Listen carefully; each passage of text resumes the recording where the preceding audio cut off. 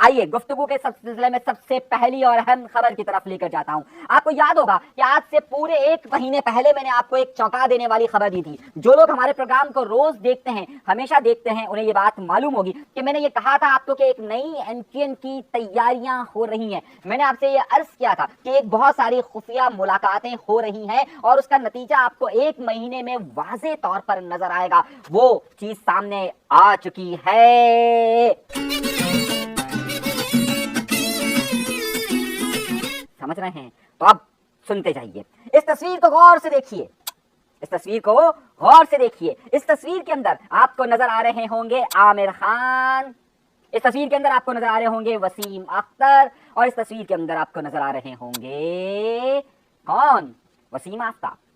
تینوں MKN کے اہم لوگ. وسیم آفتاب ایک زمانے میں MKN چھوڑ کر PSP میں گئے, پھر ان کے متعلق خبریں آنا شروع ہوئی کہ وہ MKN پاکستان کے اندر آ گئے, رابطہ کمیٹی کے اندر بھی آئے, پھر خبریں آنا شروع ہوئی آپ کو کہ جناب والا وہ کہیں شکل بات کی حمایت کرتے نظر آئے. لیکن اب یہ میٹنگ عامر خان MKN کے انضمام کے بعد, اس والے انضمام کے بعد ایک لمبی تاریخ رکھتے ہیں, اور وسیم اختر میئر کے بعد اور PSP کے ضم ہونے کے بعد غائب. ان سب کو کہا گیا تھا کہ جناب خاموشی اختیار کی جائے, لیکن اب پچھلے دنوں ان سب نے مختلف جگہوں پر کراچی کے پروگرامز میں آنا شروع کیا, اور میں نے آپ کو یہ اطلاعات دیتا رہا.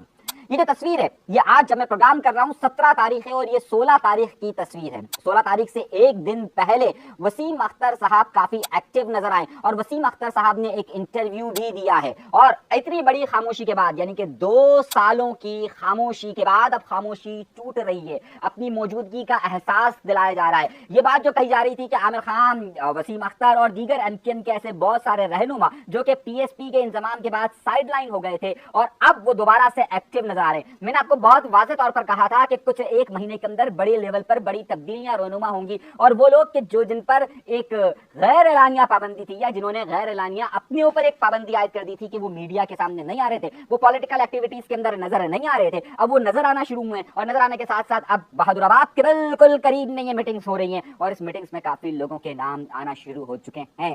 اب اس حوالے سے میں آپ کو بہت واضح مثال دے رہا ہوں کہ کیا اب ان سب لوگوں کو دوبارہ سے MKN میں جگہ مل رہی ہے یا نہیں مل رہی ہے. پچھلی بار اس ملاقات کے اندر رضا ہارون صاحب بھی موجود تھے. کچھ لوگوں کا کہنا ہے کہ کل بھی اس ملاقات کے اندر رضا ہارون صاحب ہو سکتے ہیں کہ موجود ہو, لیکن کیونکہ اب وہ پاکستان پیپلز پارٹی کا حصہ ہیں تو اس لیے انہوں نے اس تصویر سے اجتناب کیا ہوگا کہ آئندہ دنوں کے اندر خاص طور پر اس وقت کمزور ہوتی ہوئی گرپ اور خاص طور پہ PSP کی جو مین جو قیادت تھی وہ ایک اسلام آباد کے اندر موجود, یعنی سیف خانی صاحب. اب اطلاعات آ رہی ہیں کہ دبئی سے شاید آ چکے ہیں. اب یہ جو اطلاعات آ رہی ہیں کہ MKN کے اندر دوبارہ سے نئی جان پھونکنے کے لیے کچھ لوگ دوبارہ سے کوشش کر رہے ہیں, اور دوبارہ سے ان تمام لوگوں کو بلایا جا رہا ہے یا وہ خود آ رہے ہیں. تو اب کیا ان لوگوں کی بات ہوگی؟ جب انٹرویو کے دوران وسیم اختر سے یہ سوال پوچھا گیا کہ کیا آپ اپنے سیاست میں کیا ختم ہو گئی ہے, انہوں نے کہا سیاستدان کبھی بھی ریٹائر نہیں ہوتا ہے. انہوں نے کہا کہ میں آج بھی MKN کا حصہ ہوں اور MKN میں ہوں, یعنی کہ آپ بہت واضح طور پر یہ اعلان ہو رہا ہے کہ وہ کہیں اور نہیں جا رہے بلکہ اسی MKN کے اندر جا رہے ہیں. بہت اہم راز اور بہت اہم چیز آپ کو آئندہ دنوں کے اندر یہ نظر آئے گی,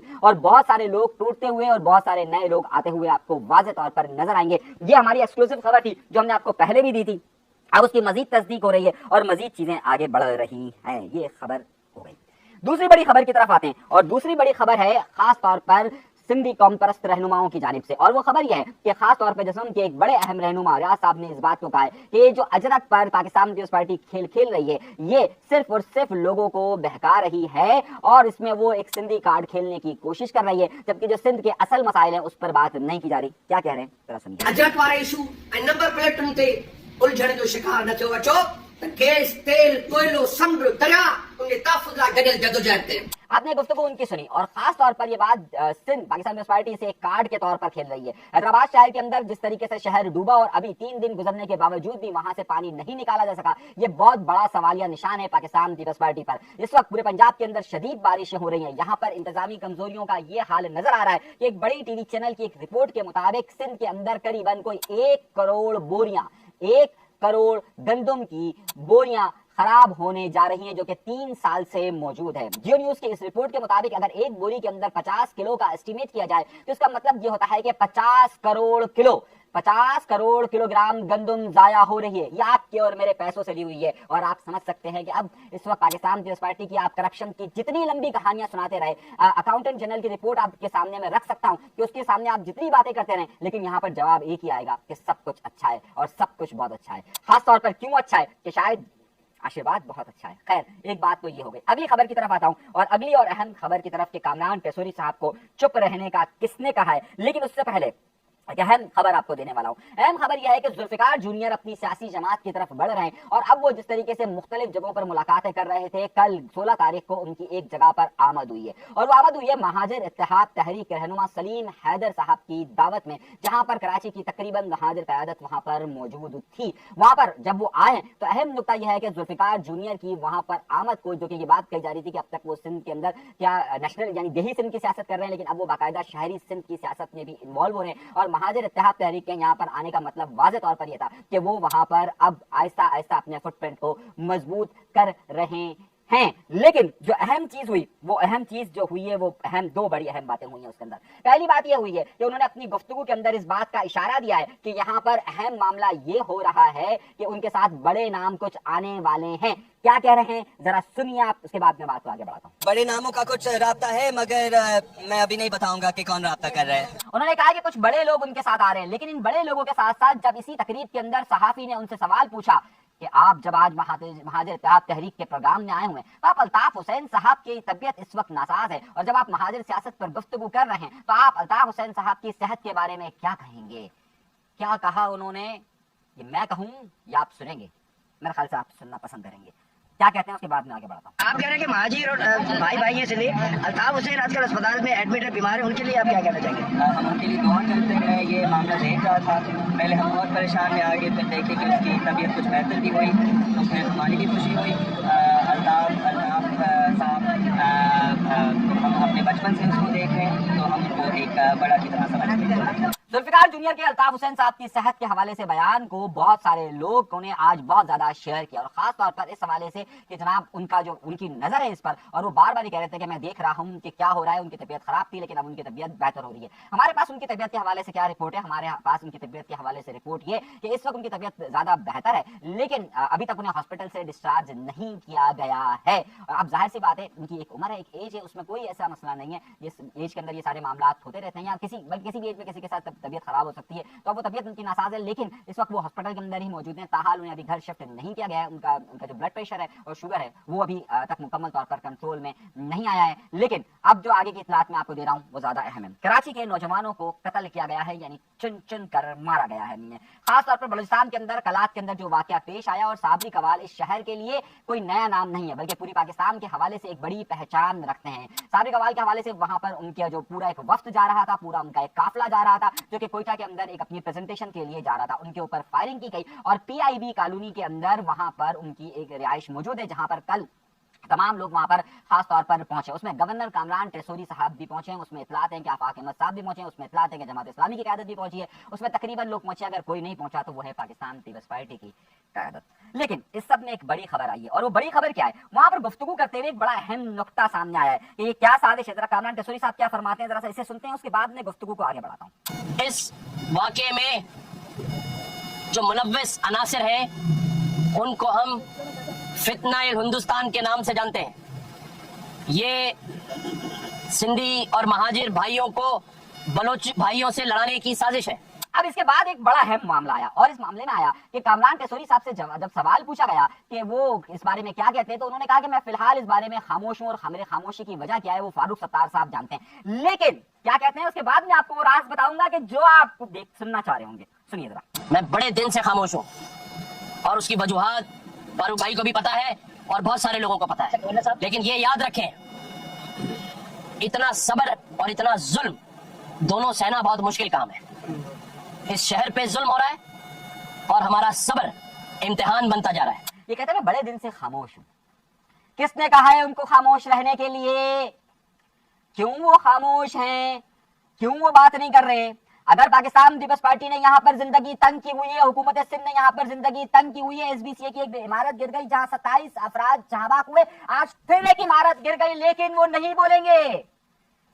किसने कहा है खामोश रहने के लिए?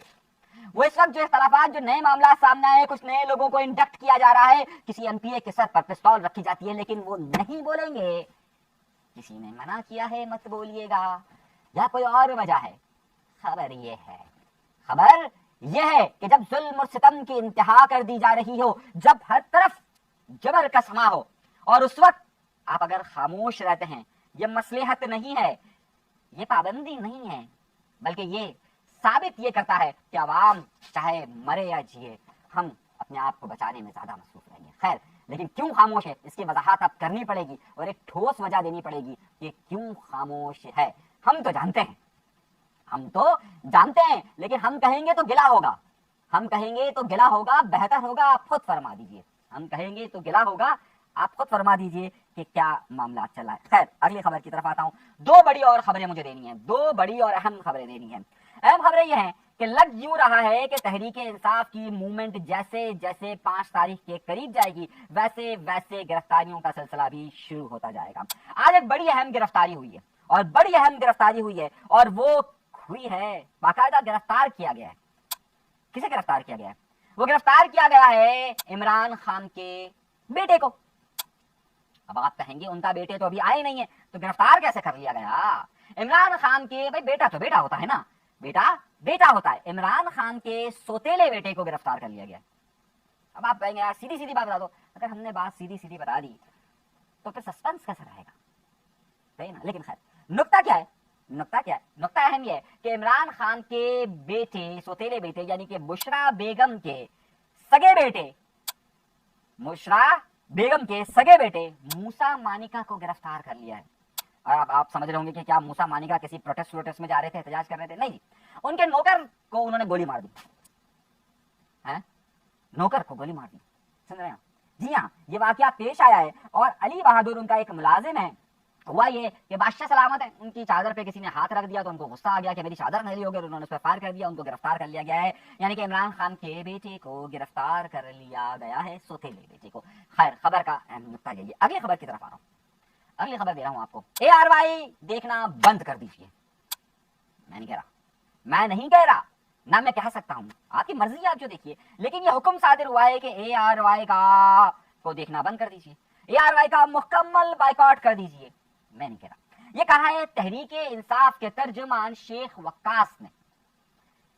حیرت انگیز طور پر وہی کیا مقافات عمل ہے، وہی ARY جو کہ بہت ہی عمران خان کے زمانے میں ان کی شہرت کے حوالے سے ان کے ہر چیز کو چلایا کرتا تھا، یہاں تک کہ کئی کانٹریکٹ لیے اس نے، کئی فوائد لیے. اور جب وقت بدلتا ہے تو کیا ہوتا ہے؟ اور کیونکہ آج کل ARY PTI کے اگینسٹ خبریں کچھ چلا رہا ہے، تو اب یہ وقت آ گیا ہے کہ PTI اب یہ کہہ رہی ہے کہ ARY کا ایک دن کا بائیکاٹ کیا جائے.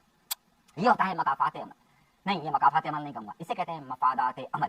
یعنی کہ جب آپ کے مفادات ہوتے ہیں تو آپ اس کی ڈارلنگ ہوتے ہیں، آپ اس کے چہیتے ہوتے ہیں، آپ اس کو سب کچھ دیکھتے ہیں. اور جب آپ کے مفادات پورے ہو جاتے ہیں یا آپ پھر کسی اور کشتی میں پاؤں رکھ رہے ہوتے ہیں، بھائی اشتہارات بھی تو چاہیے ہوتے ہیں، پھر آپ کو اپنا اتنا بڑا نیٹ ورک بھی چلانا ہوتا ہے، اور آپ ایک ہی لفظ کہہ دیتے ہیں ہم تو میڈیا ہے، ہم تو ہے، لیکن جب اس وقت ساتھ آپ چل رہے ہوتے ہیں تو اس وقت آپ سیدھا گوئی ہوتی ہے، اور جب آپ مخالفت میں چلتے ہیں تو پھر یہ ہوتا ہے. تو اب ARY اور ان کے درمیان بھی ایک کھچاؤ کی کیفیت پائی جا رہی ہے.